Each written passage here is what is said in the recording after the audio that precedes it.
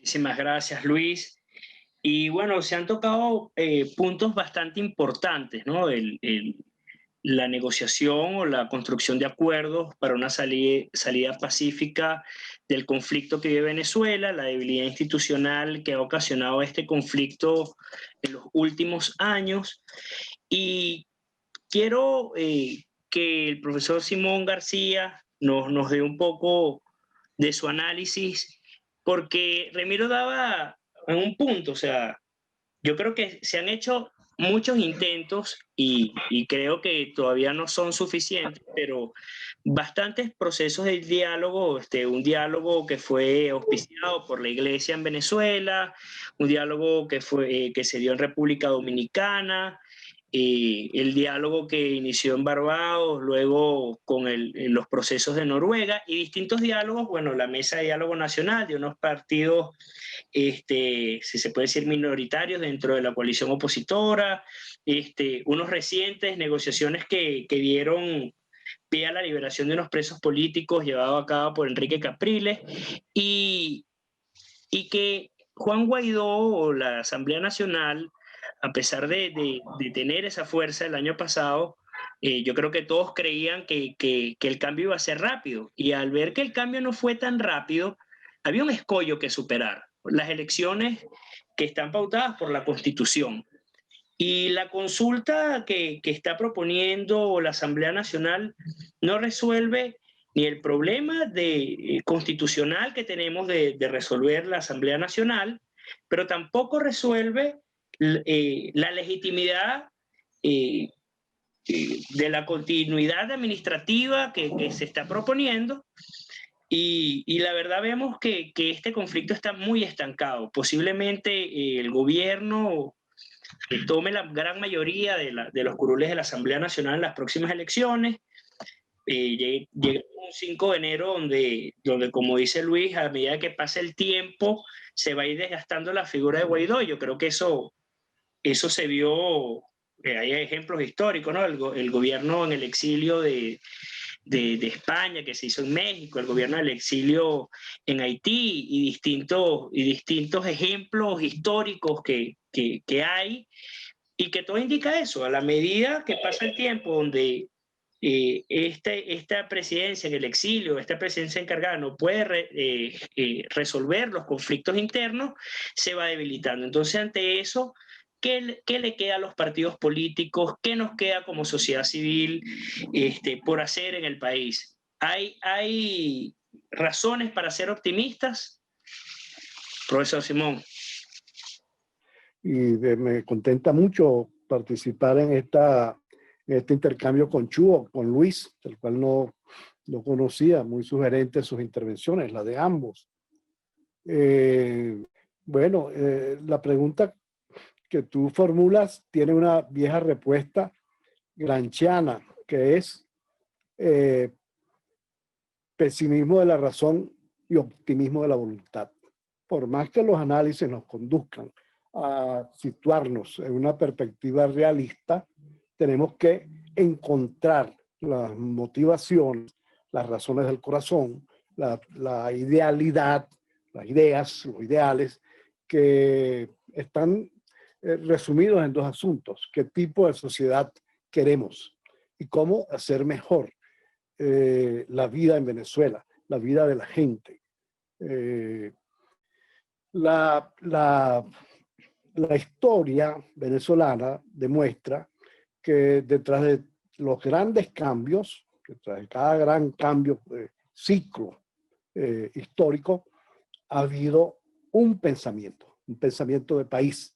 Entonces, creo que aquí hay un primer déficit respecto al gobierno y respecto a la oposición. No hay un programa viable y deseable, sostenible de país. Y en segundo lugar, hay una élite. Ha habido una élite. Es decir, el programa de febrero del 36 tenía detrás de sí un tanque de pensamiento constituido por un conjunto de venezolanos ilustres. Ahora, ¿qué élites están hoy detrás de los proyectos rivales de sociedad en Venezuela? son élites muy, muy débiles. Son élites, cuando hablo de élites, estoy hablando especialmente de las élites políticas, de las élites que están tomando decisiones en el gobierno y de las élites que están en la oposición. Generalmente las élites políticas tradicionalmente en Venezuela han estado por encima del nivel promedio del conjunto de élites de la sociedad. Hoy nos encontramos con un hecho curioso.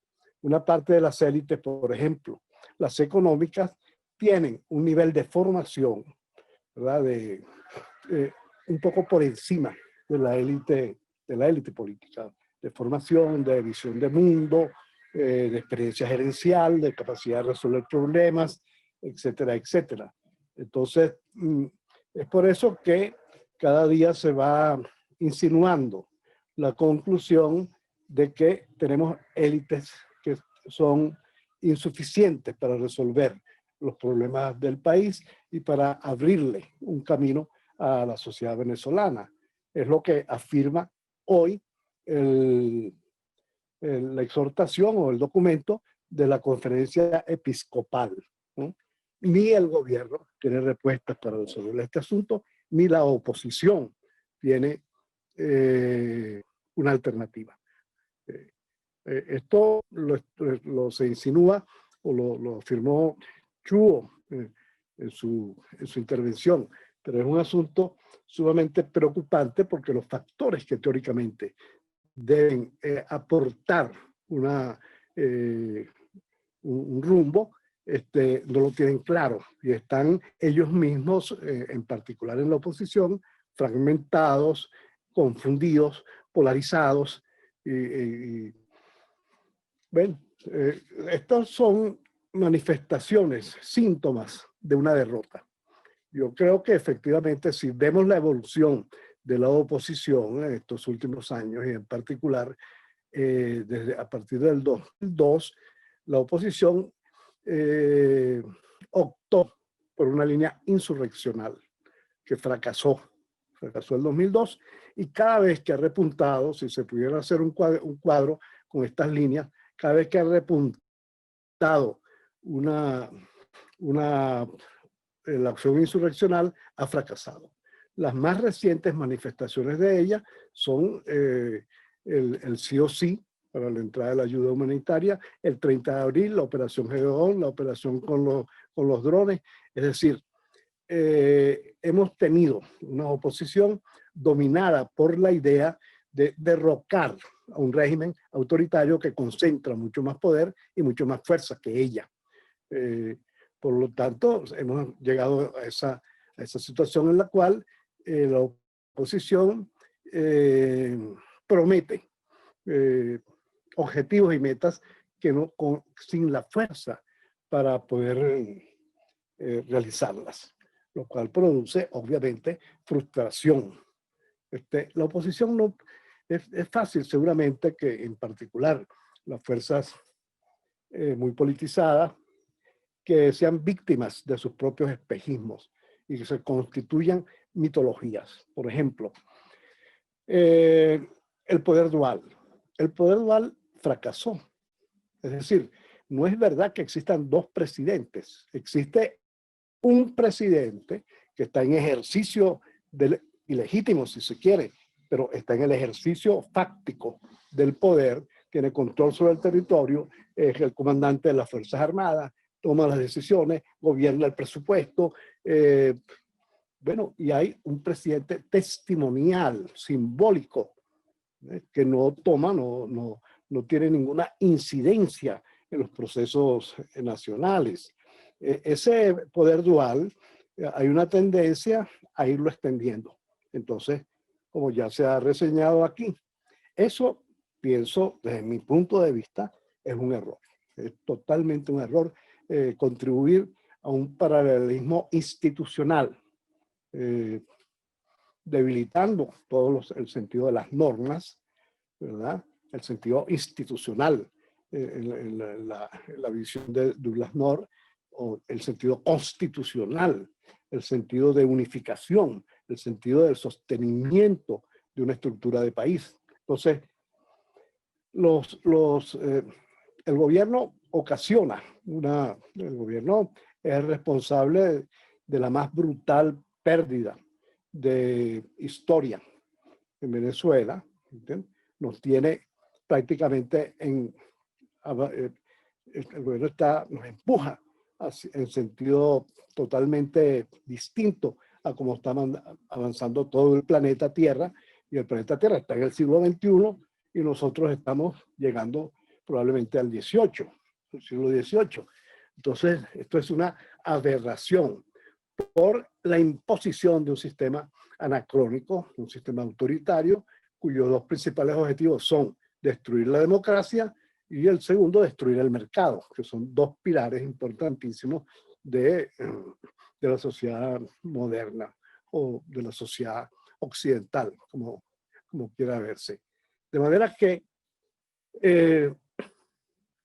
nosotros en las fuerzas de cambio pueden apreciarse dos tipos de fuerzas de cambio. Fuerzas de cambio autoritarias y fuerzas de cambio democráticas. Y obviamente, cuando se trata de esta escisión tan tajante, no hay manual de Carreño. Es decir, la unidad no procede según las normas del manual de Carreño. Vamos a respetarlo, vamos a tal cosa. No. Por la vía de los hechos, hay que lograr que una de las dos versiones de oposición, la democrática y la autoritaria, sea preeminente respecto a la otra. Ahora, eso es, digamos, la unidad según el profesor Carreño y la unidad según Maquiavelo. Es decir, los hechos, la fuerza, ¿verdad? El consentimiento de la mayoría es lo que comienza a estar en discusión, y es la posibilidad de que podamos ir reconstruyendo la oposición. Mientras tanto, mientras haya entre el gobierno y la oposición empate catastrófico, perdón, y entre los dos grandes polos internos de la oposición empate, pues entonces todo se estanca, todo se vuelve un centro, un pantano, no hay una definición, no hay una certidumbre respecto hacia dónde avanzar, respecto a cuál es la línea política o la orientación política correcta. Todo esto es lo que está rodeando el diagnóstico de la situación en el 2020, que es, desde mi punto de vista, un año de rotundos fracasos para la oposición. No hay ninguna pieza que pueda ser ostentada o exhibida como una victoria, como un avance importante de la oposición. Al contrario, la oposición continúa construyéndose como una burbuja respecto a la sociedad, atrapada en una lucha de poder por el poder mismo y sin vínculos suficientes con una mayoría de la población que obviamente, si la oposición no se ocupa de ella, ella no se ocupa de la oposición y se hace cada vez más indiferente, más apática, menos identificada. Entonces hay una pérdida masiva de identificación de la población, tanto con el gobierno como con la oposición. Con el gobierno, magnífico, porque con el gobierno no solamente es falta de identificación, sino que es rechazo absoluto, rabia acumulada del 80% del país. Y en el terreno de la oposición es una desafiliación afectiva, política, intelectual, que hay que de alguna manera superar. No creo que es lo que viene. Va a venir unas elecciones, ¿verdad? En esta situación que va a producir el desaliento y la frustración, la desesperanza, que es típica de los procesos, de los eventos en los cuales las derrotas se condensan y saltan, y se expresan y revientan, detonan con toda su fuerza negativa. Entonces, eso va a ocurrir. Por lo tanto, una manera de protegerse es lo primero, abandonar la línea insurreccional, retornar a la política, retornar a una estrategia democrática de cambio, retornar a la afirmación de una cultura democrática. No puede ser que nosotros tengamos una oposición que está luchando por la democracia y a su vez es partidaria de que el árbitro de todas estas disputas sean las armas, sean los militares, sea la violencia, sea un golpe de Estado, sea una invasión. Eso no es sentido democrático. ¿Qué tipo de oposición, qué cultura tiene esta oposición? Pues tiene una cultura invadida por un conjunto de nociones autoritarias. Ahora, hay que democratizar a la oposición y lograr que la oposición defienda con más autenticidad la democracia, porque hay mucha hostilidad a la democracia, hostilidad oculta. Por ejemplo, todo lo que es descalificación del voto y de los procesos electorales. Son manifestaciones de pensamiento autoritario. Una de las formas más comunes del autoritarismo es la aversión al parlamentarismo. Bueno, aquí tenemos en su máxima expresión toda esta tendencia de despreciar el voto, no solamente despreciarlo, sino considerar incluso que ejercerlo es una falta de dignidad al ciudadano y a la persona humana, ¿no? Yo creo que en el 2021 pueden venir, el fracaso suele pues, siendo tan contundente, suele producir dos tipos de actitudes. Uno, la desmoralización, la renuncia, el apartamiento. Y dos, el giro, es decir, la rectificación y la sustitución y la formulación de una nueva política. Esto va a ocurrir, pienso yo, en el 2021 con un protagonismo novedoso de actores, no directamente partidistas, es decir, que proceden más desde una política cívica y de instituciones que van a alcanzar mayor protagonismo, como por ejemplo la conferencia episcopal, o como por ejemplo Fede Cámaras, o como por ejemplo los sectores académicos que están silenciosos, en estos momentos no son activos y están determinando un eje de alianza para la reconquista de la democracia. Esto en líneas generales es lo que yo observo, ¿no? Bueno, veo que hay una parte de la oposición que está comenzando esa rectificación, cada uno a su manera, ¿no? Entre los que están rectificando en la oposición no hay tampoco unidad, sino más bien una lucha cainítica, a la cual hay que ponerle fin, por supuesto, pero los hechos dirán.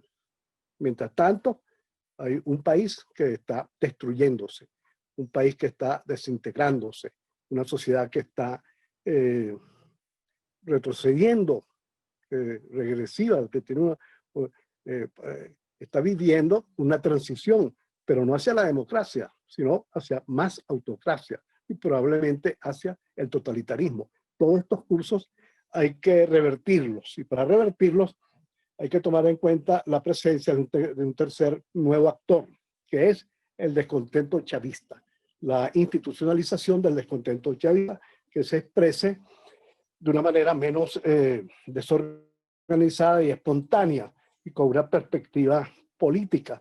Y entonces esto hará posible lo que siempre ha sido una constante en los procesos de transición en regímenes autocráticos. Las fuerzas democráticas logran una alianza con un sector de las fuerzas del campo dominante y llegan a un entendimiento y a un acuerdo y bueno, comienzan a proceder desde el punto de vista de atender problemas de la sociedad, de reducir el impacto de las grandes dificultades, tomar la decisión como un hecho nacional entre venezolanos, y organizar lo que todo el mundo sabe que es la solución, un proceso electoral que puede ser organizado a través de un acuerdo o bien con un gobierno de integración. Este gobierno de integración puede ser que siga la pauta de los norteamericanos, del Departamento de Estado, sin Maduro ni Guaidó, pero puede no serlo. En todo caso, lo que sí es una locura es suponer que va a haber un cambio en Venezuela, desde mi punto de vista, obviamente, sin o contra, excluyendo y liquidando a uno de los polos, en particular al chavismo, que, bueno, que va a ser un factor de aporte en la reconstrucción del país. Muchas gracias, Héctor. Muchísimas gracias a todos los que participaron. Lamentablemente se nos ha acabado el tiempo. Hay unas preguntas que quedaron al aire por acá, pero bueno, ya será para la segunda edición de este ciclo de conversatorios que vamos a hacer desde la Asociación Civil Muévete Venezuela. Espero contar con la mayoría de ustedes para las próximas conversaciones. Y bueno, despedirme y darle las gracias a Simón, al profesor Chu, a Luis, que bueno, que ya es bastante tarde en España y se tomó un tiempito para saludarnos por acá. Muchísimas gracias.